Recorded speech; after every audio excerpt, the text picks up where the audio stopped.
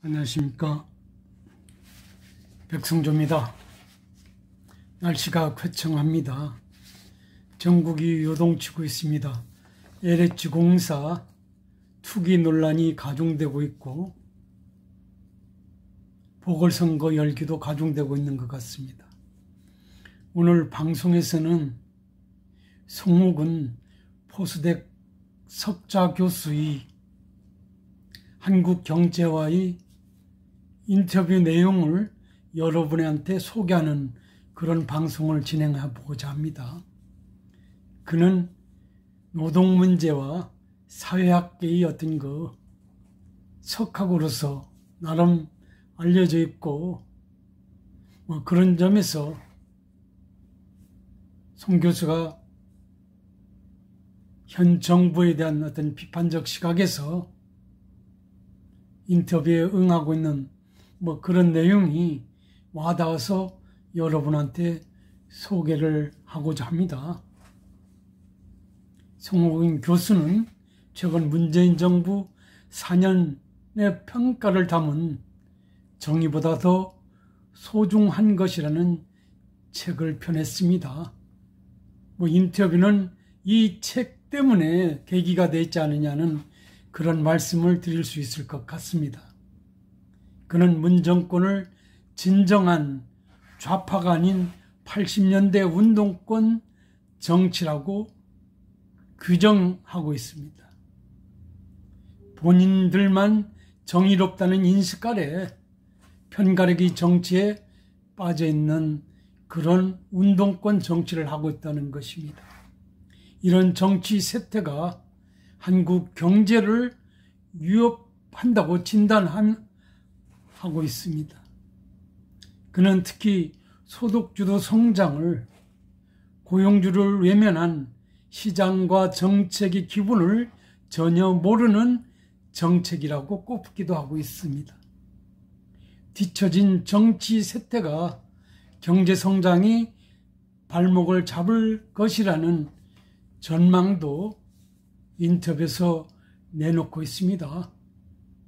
우선 첫 번째, 책 제목이 정의보다 더 소중한 것이다.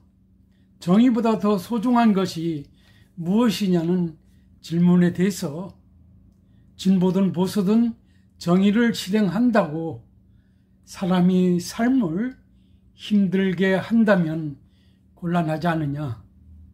정의는 사람의 삶을 편안하게 해주는 수단적 개념이라고 보는데 이걸 목적 개념으로 현 정부가 설정하다 보니 가장 중요한 가치인 국민의 생활 안정, 생계 유지 등이 희생되고 있다라고 답을 했습니다. 두 번째, 먹고 사는 문제, 안정적인 삶을 국민에게 안겨주지 못한 이유를 뭐라고 보느냐는 질문에 대해서는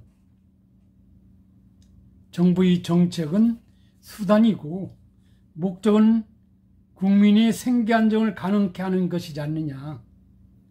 그런데 현 정부는 정의라는 목적에 매몰돼서 혜택을 받아야 할 사람들이 혜택 범위에서 벗어나 있는 경우가 허다하지 않느냐. 정책을 잘못 써서 이렇게 됐다고 말을 스스로 해야 되는데 현 정부가 그런 얘기를 국민을 향해서 이실직고 하는 경우를 우리가 들어본 적이 없지 않느냐는 것입니다. 그 다음 세 번째로 이번 정부를 진정한 좌파가 아닌 운동권 정치라고 규정하고 있는데 무슨 말이냐는 질문에 대해서 유럽 좌파의 공통적인 목적은 사람을 중히 여긴다. 조합이 제일 중요하다라는 그런 이슈가 연상될 수 있는데 우리 경우는 그렇지 않은 것 같다. 고용주택, 교육 등을 평등한 형태로 부담을 지우는 것이 서구 좌파의 가장 기본적인 정책 방향인데 우리는 그렇지도 못한 것 같다. 특히 이번 정부에서는 그게 전혀 잘 보이지 않는다. 이번 정부가 좌파라는 것은 자신이 보기에는 1980년대 저항운동, 민주화운동에서 만들어졌던 그들이 신념에서 나온 개념 규정이지 보편적인 좌파 개념 운동은 아니라고 본다. 그 다음 네 번째, 운동권 정치 특징 중 하나를 편가르기라고 하고 있는데, 이번 정부에서 편가르기가 반복되는 이유를 뭐라고 보느냐는 질문에 대해서 1980년대 경험이 2020년대에 확장된 것에 불과하다. 80년대 저항운동을 하다 보면 우리 편, 내 편이 아니면 안 되었다. 너희는 적이고 우리는 동지, 이런 의식 속에서 적과 동지 개념이 분명할 것이다. 좌파는 타협을 전제로 한 정치를 하는데 우리는 전혀 그렇지 않다. 계급 타협뿐만 아니라 정책적으로도 심지어 보수와의 타협을 도모하는 것이 좌파의 특징이다. 홀로 질주하고 우리만 정의롭다, 이런 인식은 80년대 독재 투쟁에서 우러나온 것이고 현 정권에서 훨씬 더 강한 형태로 재현되어 있는 것 같다라는 답을 하고 있습니다. 그 다음 다섯 번째로, 내 편만 챙기다 보니 각 분야 전문가 얘기를 안 듣는다는 지적도 나오는데, 토론과 협의, 소통 등을 찾아보기 어렵다는 지적에 대해서는 어떻게 생각하느냐는 질문에 대해서 일종의 정당성이 독재다. 우리가 유일하게 정당성을 확보한 정치 세력이다라는 인식이 크기 때문에 그렇다. 소통한다고 말하고 정당성 없는 세력과 대화할 수 없다는 것인데, 자신이 보기에는 박근혜 정권만큼이나 불통 정권 아니겠느냐라는 생각을 한다. 이번 정부는 80년대 학생 운동을 할 때 그 이후에도 계획한 정책이 머릿속에 꽉 차 있다. 1980년대와 2020년대 한국 사회는 천양지차로 현격한 차이가 있음에도 불구하고 어떻게 이 문제는 생각하지 않고 일단 정책을 시행하면 의도대로 될 것이란 생각이 있는 것 같다. 무슨 말이냐면 80년대에 생각했던 그 정책을 밀어붙이고 있다는 식의 답을 하고 있는 것 같습니다. 소득 주도 성장 같은 걸 보면 정책이 기본을 모르는 것 같다. 전문가 비판을 수용해야 되는데 그냥 밀어붙이는 것도 다반사로 하는 것을 보면 그렇지 않느냐는 답을 하고 있는 것입니다. 여섯 번째로, 현 정권 특징을 삼고 정치로 요약하고 있는데 무슨 말이냐라는 질문에 대해서 고수 고립을 들 수 있다. 현 정부는 정책 노선을 절대로 고치지 않아 왔다. 노선을 고치면 정권에 실패한다고 생각하는지 모르겠는데 아마 내가 보기에는 트라우마 현상이 아니겠느냐라는 생각이 든다. 반대 의견이 커지는 상황에 지지자 믿고 철옹성을 쌓고 있는데 타협의 가능성은 정치가 만들어내야 한다. 그럼에도 이렇게 해서는 한국 사회 전체 연대를 기대하기 어려울 수밖에 없을 것이다. 양자가 충돌하고 고립될 수밖에 없는 그것 뻔해 보이지 않느냐는 것입니다. 그 다음 7번째, 조국 사태부터 이어진 검찰과 정부의 갈등을 어떻게 생각하느냐는 질문에 대해서는 검찰개혁은 필요하다. 다만 수준과 방향이 문제가 아니냐. 검찰을 해체하겠다는 수준은 곤란해 보인다.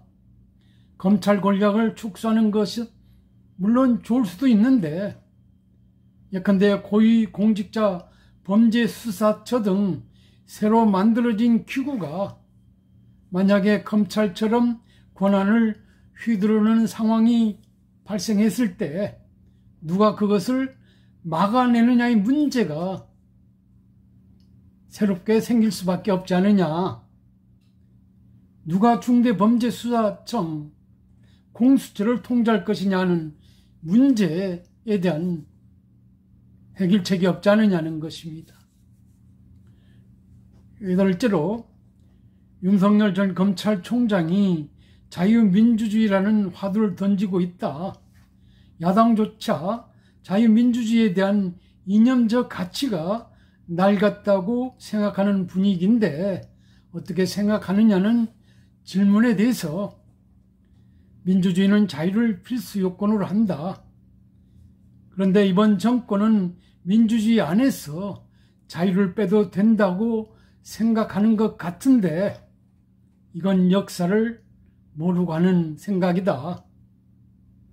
인간은 태어나면서부터 자유를 얻고 이 자유를 어떻게 구축하느냐가 중요하기 때문에 사상가들이 중요한 어떤 질문 사항이었고 탐구의 대상이 되어 있지 않느냐 하는 것입니다.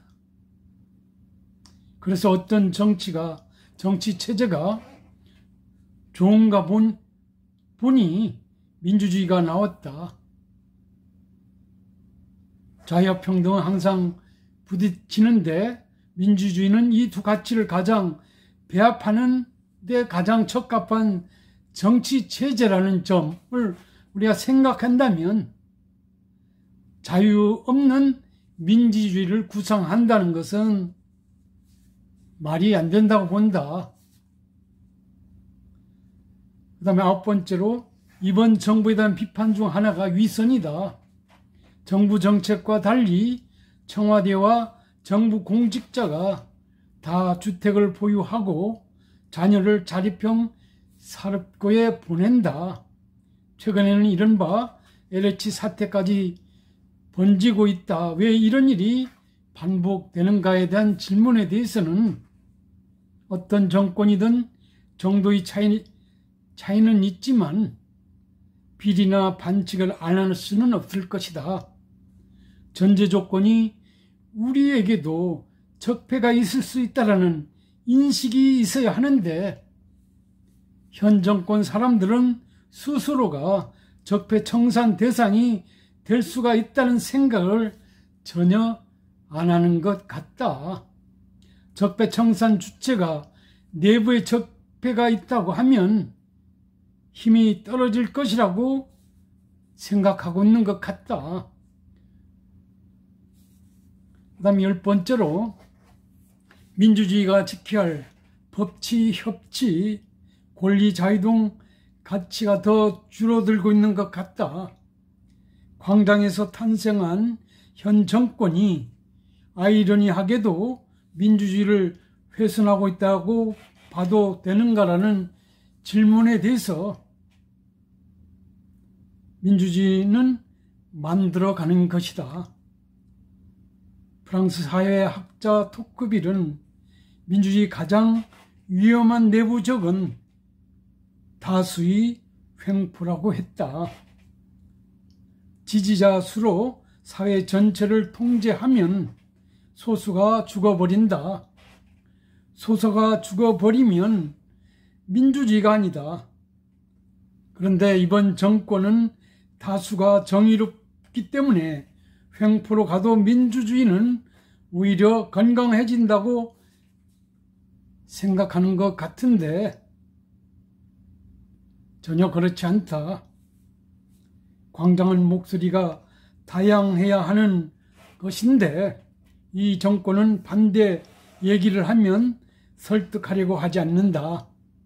광장에서 태어난 정권이 있는데도 광장이 무엇을 의미하는지를 그 뜻을 생각하려 하지 않는다. 아예 현 정권에 광장의 의미를 갖는 그런 어떤 이슈 선점이 없다고 봐진다. 11번째로 한국은 정치과잉, 정치의 사회가 고착화되어 가는 분위기다. 이런 정치로 경제를 포함해서 모든 부분이 글로벌 경제 영역을 유지할 수 있다고 보는가에 대한 질문에 대해서는 정치가 발전하면 정치적 무관심이 생길 수밖에 없다. 내가 표를 안 던져도 정치가 잘 되어 간다라는 인식이 발생하기 때문이다. 그런데 정치가 잘 안 되면 사람들이 외치기 시작할 수밖에 없다. 그러면 정치는 극단적 발언을 쏟아낸다. 정치 과잉은 일반 사회에서 하는 일을 정치적으로 규정하는 행위다. 이러면 사회 문화, 경제 영역의 활력이 줄어들 수밖에 없고, 왜냐하면 정치에 휘말려 버리기 때문이다. 사회 경제는 정치적인 질서에 종속되거나 그것에 의해 끌려갈 가능성이 높아지게 마련이다. 그 다음 12번째, 부동산 정책, 소득주도 성장 등 정부의 경제정책이 시장 질서를 무시한 채 이념만을 앞세워서 이루어졌다는 지적이 많은데 어떻게 생각하느냐는 질문에 대해서 소득주도 성장, 주 52시간제, 비정규직의 정규직화 등 이것을 실행한다는 취지는 매우 중요하다. 이걸 어떻게 시행하느냐의 문제인데 최대 실수는 고용주를 전혀 고려하지 않는다는 것이다.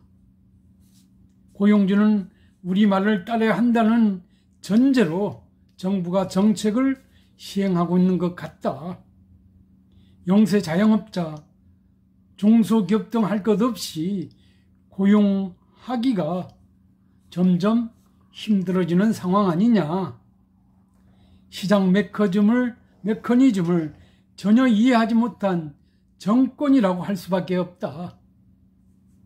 노동시장에는 실직자, 구직자, 취직자, 고용주 등이 혼재되어 있는데 현 정부는 노동자만 생각하고 고용주는 아예 생각하지 않는 그런 문제를 드러내 보이고 있다.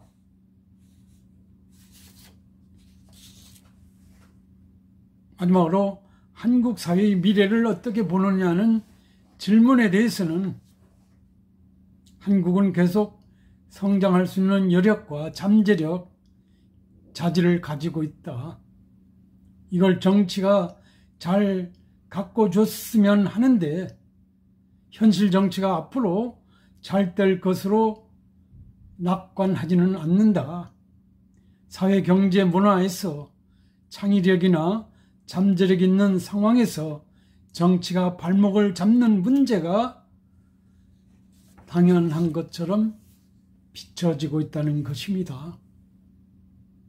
송옥은 교수가 한국경제신문과의 정치, 경제, 사회 문제 전반적인 사항을 고루 답변하고 있는 것 같습니다. 물론 몇 가지 질문이 더 있습니다만은 생략을 하고 있습니다.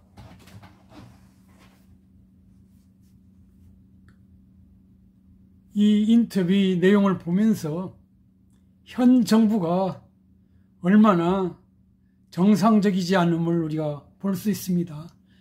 특히 정책 문제도 그렇고 정치 문제 그렇고 모든 것이 정상적이라는 그런 생각을 하게 한다는 점이 되겠습니다. 그것은 우리가 현 정부를 선택했기 때문에 국민으로서 감수해야 되는 그런 문제가 있습니다마는 질문에 대한 답변처럼 국민이 질문에 대해서 답변하지 않는 현 정부의 불성실함이 그게 다가고 있다는 점을 생각해 본다면 짜증이 안 날 수가 없을 것입니다. 이 인터뷰 내용을 여러분 음미해 보면서 한번 현재 우리나라의 문제 곰곰이 생각해 봐주시기 바랍니다. 좋은 하루 되시기 바랍니다. 감사합니다.